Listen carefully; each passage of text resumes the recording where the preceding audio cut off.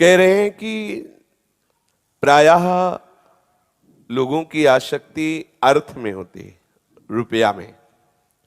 रुपया स्वयं प्रिय नहीं होता, स्वयं में उसकी कोई प्रियता नहीं। वो इसलिए प्रिय लगता है कि उससे भोग सामग्रियां मिलती हैं। अगर उस रुपये से भोग सामग्री मिलना बंद हो जाए तो उसकी कोई प्रियता नहीं रहेगी। ध्यान देकर के सुनेंगे तो समझ में आ जाएगा। जिसे हम अर्थ कहते हैं, जिसे हम संपत्ति कहते हैं, कुछ चल संपत्ति होती है, कुछ अचल संपत्ति होती है। संपूर्ण संपत्ति को हम अर्थ कहते हैं। अर्थ इसलिए प्रिय लगता है क्योंकि उससे हमारी मनचाही अनुकूलता प्राप्त होती है। कुछ अर्थ होता है जिससे अहम पोषित होता है, तो अहम जनित अनुकूलता, इतनी प्रॉपर्टी हमारे पास, इतनी गाड़ियां, इतना मकान, इतना दुकान। कुछ अर्थ होता है जिससे हम नवीन भोग सामग्री खरीदते हैं। भोग सामग्री मिलती है, हमारे अहम का पोषण होता है, इसलिए वो अर्थ प्रिय है। नहीं, राजकीय विधान से उसका महत्व खत्म हो जाए तो वो सब नालियों में मारा घूमा। जब महत्व खत्म हो गया तो ऐसे मरा, बिल्कुल बेकार हो गया। अब भोग सामग्री की प्रियता के कारण अर्थ प्रिय है और शरीर अहम के कारण भोग सामग्री प्रिय है। शरीर अहम, मैं मनुष्य हूं, मैं पुरुष हूं, मैं स्त्री हूं, बस इसी के कारण 5 ज्ञानेंद्रियों द्वारा भोगा जाने वाला शब्द, स्पर्श, रूप, रस, गंध, यही खरीदेंगे रुपया से। यही तो खरीदेंगे, या तो कुछ सुनने की चीज, या चखने की चीज, बोलने की चीज, देखने की चीज, सूंघने की चीज, छूने की चीज, यही तो खरीदेंगे। अर्थ का महत्व है भोग वस्तु, जो नाना प्रकार की सामग्री, उनको भोगने की हमें सुविधा मिलती है अर्थ के कारण, इसलिए अर्थ प्रिय है। भोग सामग्री इसलिए प्रिय है कि शरीर प्रिय है, शरीर में अहम बुद्धि। शरीर इसलिए प्रिय है कि अज्ञान है। अगर अज्ञान की निवृत्ति हो जाए तो अर्थ कैसा रहेगा? आप विचार कर लो, अर्थ कैसा रहेगा आपकी दृष्टि में? समलोष्टास्म कांचना, पत्थर का टुकड़ा, माटी का टुकड़ा, डेला और सोने का डेला आपकी दृष्टि में बराबर हो जाएगा। ये बात समझाने के लिए शास्त्रवेत्ता महापुरुष वर्णन करते हैं कि जैसे कोई बहुत सुंदर गोरा चिकना एकदम, लेकिन थोड़ा कोढ़ हो जाए तो सबकी घृणा का पात्र हो जाएगा। भाई सब सुंदर है लेकिन कोढ़ी है, निकृष्ट। ऐसे ही कोई कितना सुंदर हो, बढ़िया साधक हो, बढ़िया सब हो, अगर उसके अंदर अर्थ का लोभ जागृत हो गया है तो मानो सुंदर रूप में कोढ़ हो गया है। वर्णन करते हैं इसमें, यशो यशस्विनाम शुद्धाम श्लाघ्याये गुणिनाम गुणाः लोभः स्वल्पोऽपि तान् हन्ति स्वित्रो रूपमिवेप्सितम्।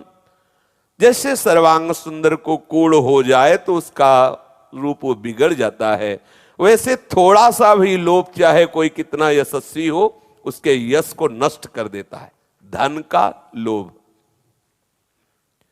देखो, धन कमाने में, कमा लेने पर उसको बढ़ाने में, उसकी रक्षा में, उसकी खर्चा में बड़ा क्लेश, बड़ी चिंता। ये सुख कहां दे रहा है? अज्ञान के कारण उसको सुख माना जा रहा है। बोले ये बात तो संतों में भी देखते हैं, उनके पास भी तो धन है, उनके पास भी तो संपत्ति है। एक बार परशुराम देवाचार्य जी अपने आश्रम के मेन उसमें लिखाए हुए थे, माया सगी न तन सगा, सगा नए संसार। परशुराम ये कह रहे, सगा सुसिरजनहार। ये शरीर, ये भोग सामग्री, ये माया सगी नहीं है।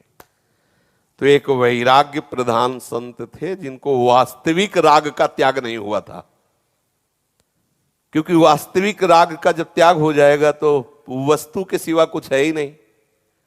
कर्ता भाव गया, राग गया, तो महलों में रखो चाहे झोपड़ी में बास दो, अकेले हो या लाखों के बीच में, कोई फर्क नहीं पड़ता। और जिसका आंतरिक राग नहीं त्यागा तो उसको अहम रहता है, पता है, जीवन हो गया रुपया नहीं छुआ। सच्चा त्यागी जो शरीर से हम मिटा दे, पांचों भूले देह सुधी, देह का राग छोड़ दे। परशुराम देवाचार्य जी से कहा कि आप सिंहासन पे बैठे हो, चकाचक माल छन रहे हैं, घोट रहे हैं, सब राजे महाराजे का सा नक्शा है, कहते हो माया सगी न तन सगा। अब वो वैरागी साधु तो उसको कैसे समझावें? कोई संसारिक हो तो समझा दे, वैरागी तो लंगोटी लगाए कमंडल लौकी का लिए हुए खड़ा है, अब उसको कैसे समझाएं? वो हाँ भैया ठीक बात कही, उठ के चल दिए। बोले कहाँ चल रहे हो? बोले भ्रमण का मन है, छोड़ दिया, चलो। सब शिष्य परिकर थे, अकेले चले हो। उस महात्मा से कहा चलो। 12-1 बजे हो। बोले महाराज हम तो मधुकरी का समय, मधुकरी। बोले आज तक जीवन हो गया परशुराम ने कभी हाथ नहीं फैलाया, क्योंकि आकाश वृत्ति से रहते। आकाश वृत्ति का मतलब जो प्रभु भेजेंगे, कभी ऐसे नहीं करना। संतों की अलग अलग वृत्ति होती है, कुछ होते हैं माधुकरी वृत्ति से रहते हैं, कुछ होते हैं आकाश वृत्ति से रहते हैं। आकाश वृत्ति में अनायास आ जाए, चक्क आ गया तो चक्क पा लिया, नहीं आया तो राधे श्याम भूख को पा लिया, कई कई दिन तक भोजन नहीं किया। बोले नहीं महाराज हमारा तो नियम है भिक्षा लाए। हम जाओ। बोले आपके लिए? बोले कभी हमने याचना नहीं की, तो हम कैसे कह दें आप हमारे लिए ले आओ? हमारा मालिक है, जैसा विधान रचेगा आप अपनी व्यवस्था करो। ओ गांव में, और वो बाहर रुक गए, एक ऊसर था उसी में से बैठ गए। भगवदाकार वृत्ति में निरंतर मगन, बड़े सिद्ध महापुरुष, भगवत प्रेमी महात्मा, प्रिया प्रीतम के अनुरागी। थोड़ी देर में उधर से राजा निकला, देखा अरे परशुराम देवाचार्य बैठे, साष्टांग दंडवत की। महाराज कैसे? बोले ऐसे हरि की इच्छा। बोले यहां कैसे बैठे? बोले अब यहीं बैठेंगे। बोले महाराज जी कुछ व्यवस्था करें। बोले हम क्यों कहें, जैसी हरि इच्छा। बस इशारा पाना था, तुरंत आदेश हुआ, बड़े बड़े कड़ा चढ़ गए, भोजन की व्यवस्था, निर्माण शुरू। और वो 2-3 घंटे में मधुकरी मांग के पाके जब लौट के आए तो देखा वहां सब तंबू लगे हुए, व्यवस्थाएं शुरू। तो उन्होंने कहा महाराज ये क्या? बोले अब यहाँ महल बनेगा, यहाँ सब भंडारे होंगे, सब होंगे। तो उनको समझाया कि देख तू अपने उदर पोषण के लिए माधुकरी मांगने गया, और ये हरि की इच्छा से हो रहा है। जहां बैठो वहीं वैभव चरण चूमेगा, क्योंकि हरि आसक्त है। जो हरि आसक्त है तो मां लक्ष्मी छोड़ कैसे सकती है उसकी सेवा? वो मां की तरह दुलार करती है। तो जो भक्त भगवत चरणारविंद में आसक्त चित्त हैं, समझ रहे, जिन्होंने शरीर का राग त्याग कर दिया, अपने अहम का पद त्याग कर दिया, वो विश्व सम्राट पद में भी बैठे हो तो वो महात्यागी हैं। और शरीर का राग लिए हुए आप बिल्कुल दिगंबर हैं तो भी कोई खास बात नहीं है। संपूर्ण अहम की वृत्ति भगवान में अर्पित हो गई। जो भगवान नाम के चिदानंद रस में डूबे हुए हैं, वो यहां वर्णन करते हैं कि जो धन का लोभ रखता है, चाहे जितना बड़ा यशस्वी हो, धन का लोभ रखता है तो वो इन दोषों से युक्त हो जाता है। बोले पहली बात तो उसको बढ़ाने की चिंता कैसे करें, कौन सा चाल चलें जिससे रुपया आवे। ये रुपया कमाने की चाल, जैसे भक्तों को सूझती रहती युक्तियां, कौन सी चाल चले जिससे जीवन मुक्त हो जाए, जिससे विकार रहित हो जाए, जिससे भगवदानंद को प्राप्त हो जाए।